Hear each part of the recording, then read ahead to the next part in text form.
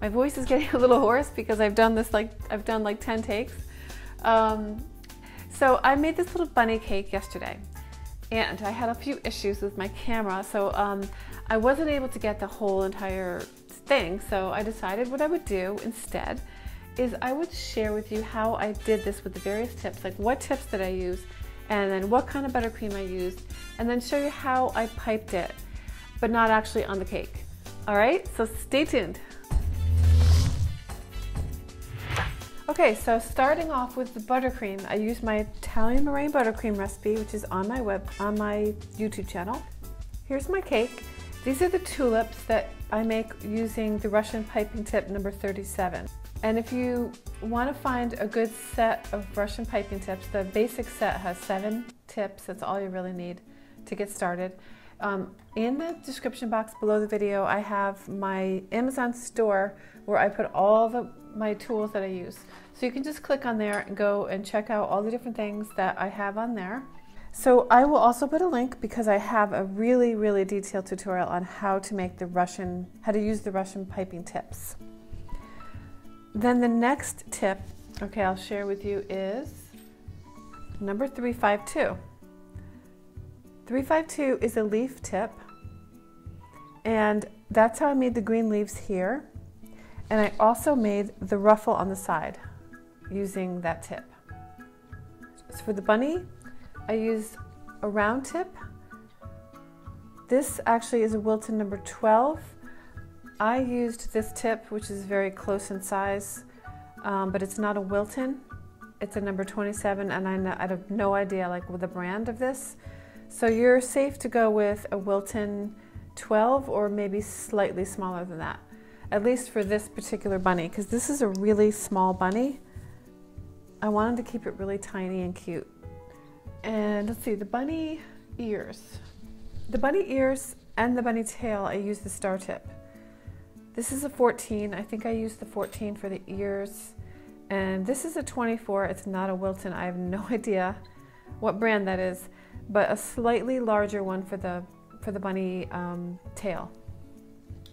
Then there's the grass tip. That's number 233 Wilton. And that's how I made the green grass that you see right here. Here's the tip I used to make the little tiny flowers on the side of the cake. This is a 3. You could also use a star tip to make little flowers. You could use candies. I used the little candies for the blue. Oh, the whiskers. Okay, so the bunny whiskers, those are not easy to make actually. They're so tiny. I used the Wilton number 1. And I used brown icing for that. So the different color icings that I used, I combined 3 greens to make the green. This is a lighter version, and the grass is a little darker. So I use a little bit of juniper, moss, and leaf green, and I almost always combine those 3 when I make my greens. So I'm going to start with the bunny. You want to use a round tip. So this is a number 12, and this is a little bigger than the one I used because I used this one here, which I explained earlier, but it's a little, just a little smaller. And if you want to make your bunny bigger, you use the bigger round tip. Let's start with the body. Now if you end up with a little point here, that's okay, because that's where the tail's going to go. Then the head.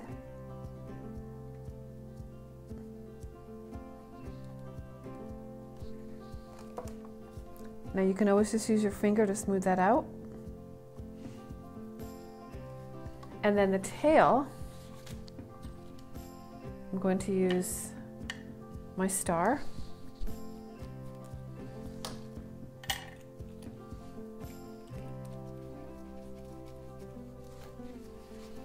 Here's the tail.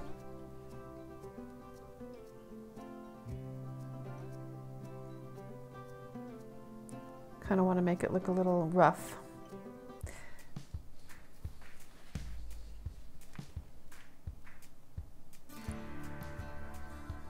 And then your ears, which I used a little smaller star tip for the ears.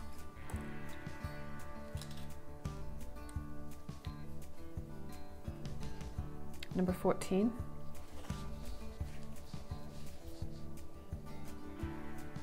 Squeeze and then just pull it and release to make a point.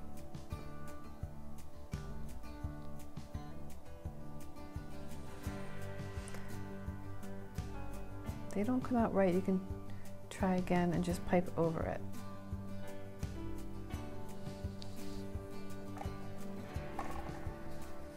Definitely want to play around a little bit and practice. Okay, now the whiskers. Now you would do this in a brown. I'm doing it in white, and this is a number 1 tip.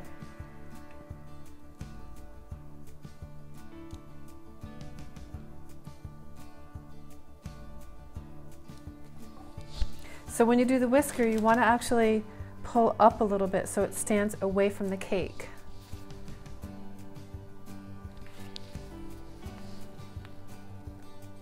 Make sure you touch the actual head of the bunny.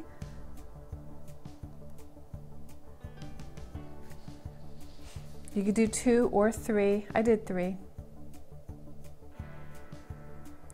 Whiskers are definitely a challenge. And also the fact that you're piping on the side of a cake, it's a little different when you're piping it onto the cake. You know, you could also use chocolate sprinkles. That just occurred to me. I think chocolate sprinkles would work beautifully. You know, those little elongated chocolate sprinkles.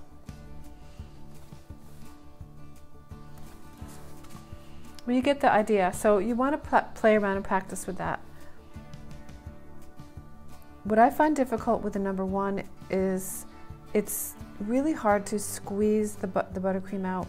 It starts to hurt your hands after a while, so when you're doing this, make sure you take breaks. Okay, so that's the bunny. So you see how it has a double side? And you literally just go back and forth with it. You can use that as a border as well. Now I'm switching over to a 1 because I'm going to do the Cornelli lace. So this is Cornelli lace. You're just going to, don't overlap the lines. Just make a bunch of squiggles and take frequent breaks because it kills your hands.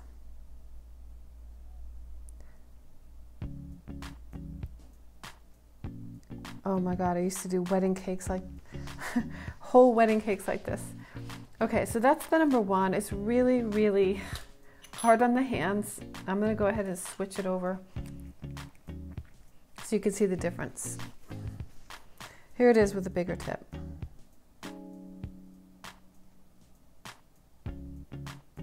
So on a bigger cake, you would do this.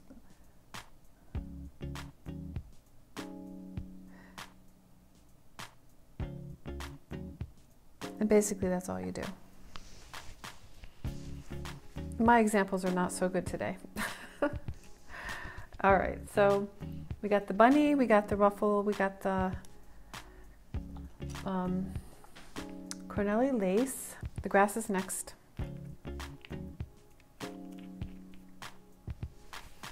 Super easy, just squeeze and release as you pull up. You can make it longer.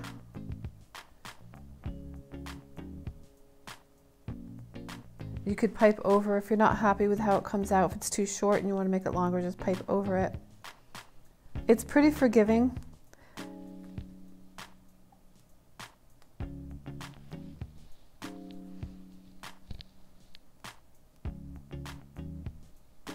See how you can just pipe over it, build it up if you want, like I did on the cake, because I wanted to create like a feature. So I built up that one little section around the bunny, and I will put little snippets of what I got yesterday about this cake. This cake got a lot of attention on Facebook. I was surprised. I got like a lot of comments on there, more than I normally get on Facebook Instagram, people loved it. I think it's really, really cute.